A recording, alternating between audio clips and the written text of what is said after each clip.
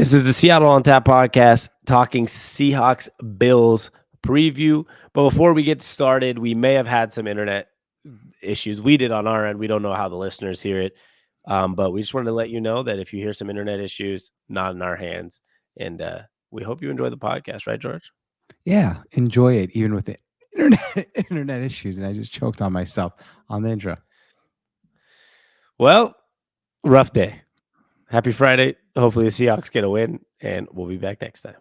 Seahawks, Bills, big game. Seahawks just came off a big win themselves, and they're trying to get another one. How we feeling, George? Tom Brady on the broadcast. It's at least it's a cool broadcasting crew, and a game between two quarterbacks that are both having phenomenal seasons in Geno Smith and Josh Allen.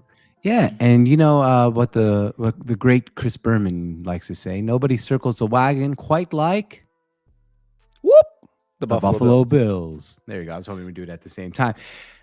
Yes, you know, guys, if the energy didn't seem so big on that joke this time, this is our third or fourth attempt on the intro. Bad internet problems. By the way, I like to get personal sometimes on this podcast. We always tell you guys, "Oh, sorry, we had some bad internet problems."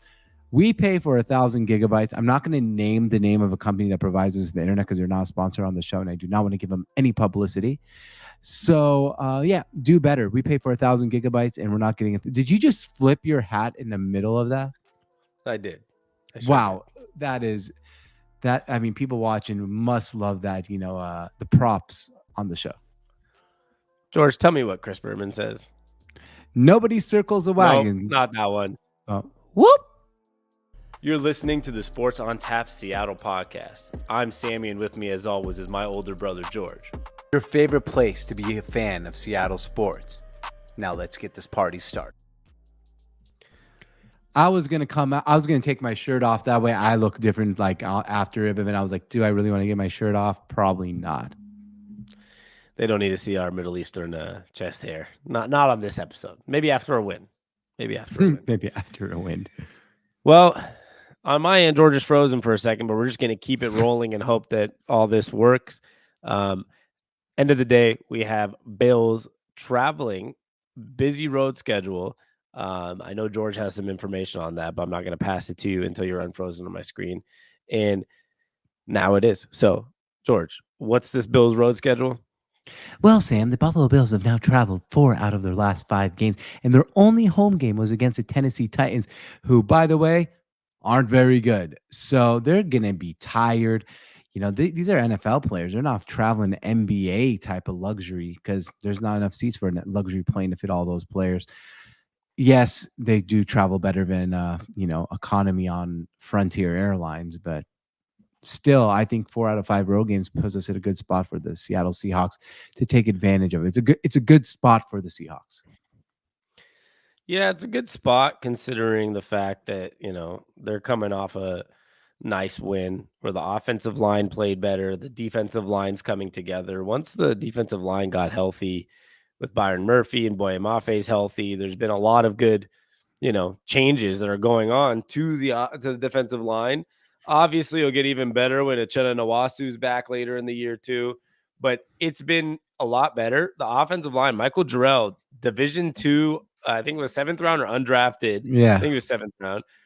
He's getting a start again on the right side of the line. I mean, he had a pretty good game. It's really cool to see a Division II guy be able to come into the NFL and have a really good game and earn himself a second start.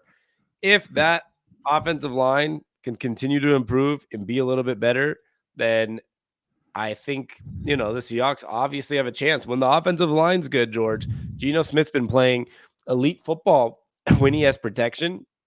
And on top of that, you have an elite running back. So a good O-line play, which hopefully will keep getting better with George Fant and Abraham Lucas back at practice. That will help make the Seahawks go up a tier this year. Yeah, well, first of all, I am glad he played well. Don't get me wrong about Jarrell. But it was against the Atlanta Falcons, and I did say on this last podcast, and I don't know, I still didn't put a comment that was so funny that I said that a good bad offensive line beats a bad pass rush, and they thought it was funny. It's true. And the Abraham Lucas and George Fant, it does us no good at practice. I need him on the field. I'm kidding, but in a way, I think the Buffalo Bills will provide a little more problems to the offensive line than the Atlanta Falcons did.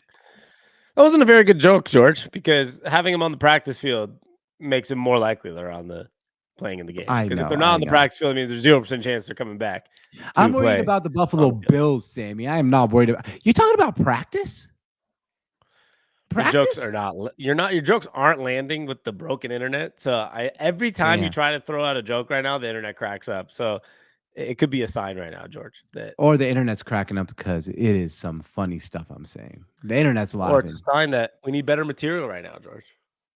It's Friday night, man. My material's out for the day. It should be on for the day. Friday's a great day. We got World Series on. It will be in a couple hours after a couple vodka sodas. It will be right back on.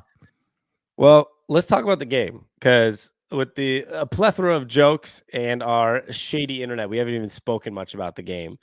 And we have two really good quarterbacks here. That you have Josh Allen, who's, atop of an MVP race right now, 0 interceptions on the year. You have Geno Smith, who's leading the NFL in passing yards. Two offenses that, pride themselves on being really legit offenses. Absolutely. I felt like the Falcons game might be shooting in a way being somewhat of, I think the Falcons only ended up with 14 points, but it felt like one of those games where it was going to go back and forth. And I feel like this could be the same way. Definitely the Bills will probably score more than 14, unlike the Falcons did, but you never know. At the end of the day, I think this game is going to be a lot of offense. It's just the way I'm seeing it. Yeah, I saw a stat that actually, and I think the over-under said, what was it, 51.5, right? Or 47.5? I have it right saved on my phone. I'll tell you that number here in half a second. The over-under said at 46.5. The Seattle Seahawks. I have no idea. I have no idea what you just said. All broke up. Sorry. Oh, man, I'm sorry about that. I was saying that the over-under set at 46.5 points. And I saw a stat that 8 out of the last 10 Seattle Seahawks home games, it has gone over the total. Yeah, I mean, this could be one of those games with the break. Yeah, no, I love that. That was a good one. Like, yeah, no idea what I said. So just one of those games. Yeah, one of those games. That's really, really, really cool insight. Thank you. I hope that happens. Well, maybe we hope it happens. Can you hear me fine now? I'll try it again in case no one actually heard it. No, I got something about the over. It's a lot of points. That's all I caught. I was saying that 8 out of the last 10 Seattle Seahawks home games, the over has hit. Okay. Well, I do hope that happens if it means we're scoring points. Me too. This could be the worst podcast we've ever recorded on this platform. So congratulations to the YouTube viewers, the listeners on the podcast. Could be an awful one, but it could be great. So we'll keep it short today. Not this short, but like at the end of the day, how are you feeling prediction of overall? The score, and thank you for watching. Yeah, like I think the Seahawks actually have a good chance of winning, but it's one of those games, kind of like the Falcons game, George, where I don't know. Like, I really don't know. Like the Falcons game, I was like, I'm not going to be shocked if we lose. I'm not going to be shocked if we win. Like, it's not one of those games where I'm like so definitive on like, we should win this, or like, oh, we're going to lose this.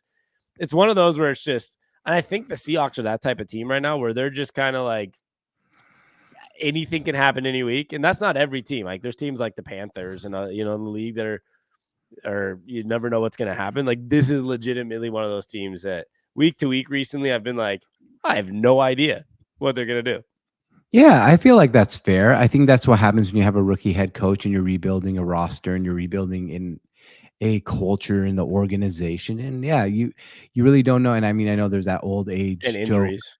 Injuries and that old age joke that the Seahawks never play a normal game. But this season, I feel like it's even more like the Seahawks just don't have a normal season.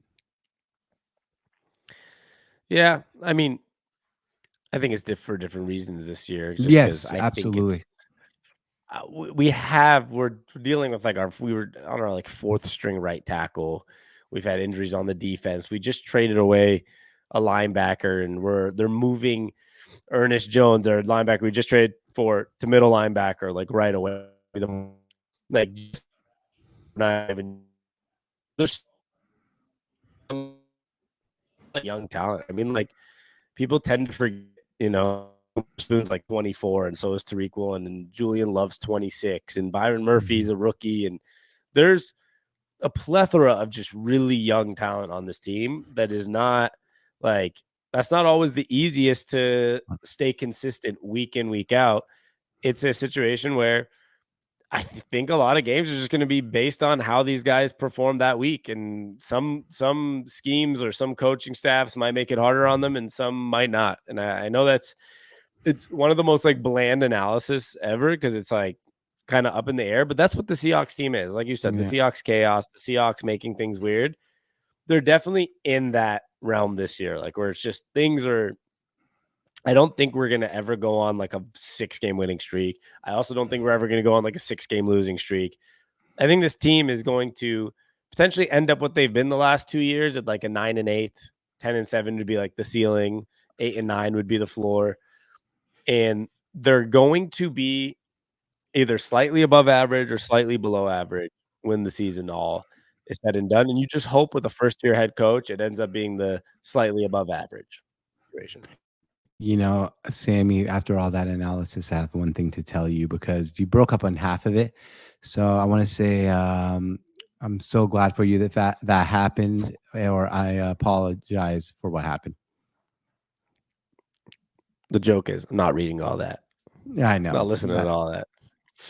God, I'm sorry. But yeah, I got the end of it. And yeah, I mean, you're right. I'm sorry. This is for the listeners. We really apologize about this one. Problem is they might hear us. So yeah, that's the best part of it. It's just like we hear each other, but it comes in and out. So I hope you enjoyed what Sammy said. And essentially I said they're either going to be slightly below average or slightly above average this year. 8-9. Right, yeah, that's fair. 9-8, 10-7 is the ceiling. And that's probably who they are. And that's why week to week, it might not be that consistent, but it's not, I don't think there's going to be any collapse this year. No, I don't think, I think we had our collapse. I think that 3-game losing streak was our version of a mini collapse this year.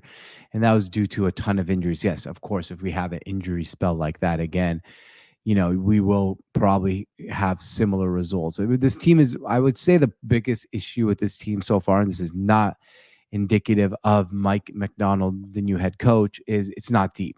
We don't have a huge deepness on multiple levels. Like if you lose a defensive tackle like Byron Murphy, it's kind of catastrophic for the team. You can't lose guys like that. We don't have the depth. I think sort of. I think the issue is, which we saw this week kind of come to life, is we're supposed to have some of that depth, but it hasn't been performing. Like Draymond Jones, one of the top 5 paid players on the team. And then, he's had a lot of bad games until last week. He had a good game. And that's what you kind of need, is that depth to actually perform. And if it does, then you end up with a week like last week where the pass rush looked pretty good. They brought in Roy Robertson Harris. They brought, they had Draymond Jones play a good game. And then you start to be able to, deal with those injuries. But, the depth, I would say, rather than saying we're not that deep, I think on offense we're not with the line. But like on defense, I think we have some depth, but I think the depth is definitely underperforming. But when you look at a week like last week with Draymond Jones playing better and some other guys playing better, it could be because Mike McDonald's a really good defensive head coach and he's just getting his feet wet right now.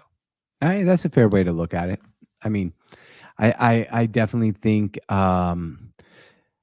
we've tried to add depth. It just hasn't worked. I think that's the best way to put it. Yeah. But it might start working. We saw some plays by Roy Robertson Harris last week.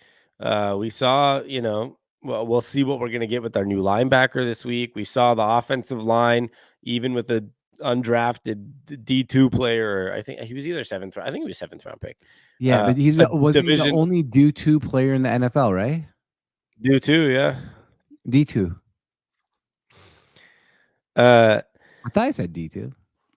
I don't know. I heard D2, but it could be our internet connection. He's a D2 player coming in and playing well. I don't care if it's against a bad rush defense. Like, at least he played well, whatever. It's at least it gives you some confidence of depth being better. And like, hey, maybe there is some depth coming along. And then if you get George Fant back and Abraham Lucas, the offensive line gets better, and then you might have some of those guys that have been starting for them. Like Stone Forsythe might not be great. He's actually pretty bad, but like if you need him for a quarter for an injury, maybe it's fine because he has some experience now. But we need to get healthy in order for us to say our depth is good, to your point. Like I think our depth, the problem is we've had to use our depth as starters, which is not how you want to use your depth. That's great and fair point. Let's get a prediction for the game if you have any, because you've been freezing a lot, so we'll kind of end this a little bit early. Do you have any like hard prediction for the game? I'm just gonna say smash the over. I think it's gonna be a lot of points. That's all I got, and I think it's gonna be the same thing. I'll say this: I think it's gonna be a close game, and it can go either way because I just think that's the type of team there. I picked the Seahawks to lose last week. I'm actually picking us to win this week, 31-28, and also smashing the over. It's over, my friends. Mark it as a loss. Maybe, but you wouldn't go over. I like when George doubts the Seahawks. That's usually when we win. So I know, but I haven't doubted us much this year. I picked us, I think, except for 2 games. Well, we've lost 3, so it's pretty. I guess it's pretty accurate. Close enough. Yeah, pretty accurate. Probably close enough. Lost 2 games, but injuries happen. Well, I hope everyone could hear us well enough on this podcast, and I hope you guys have a phenomenal weekend and enjoy a potential Seahawks win. And then we'll be back talking about the Seahawks win, not loss, after this weekend. That's the hope. That's the hope, my man. We'll be back soon. And George, you know what we like to say. Hey, thanks for stopping by. You're listening to the Sports on Tap Seattle podcast. I'm Sammy, and with me, as always, is my older brother, George. Your favorite place to be a fan of Seattle sports. Now let's get this party started.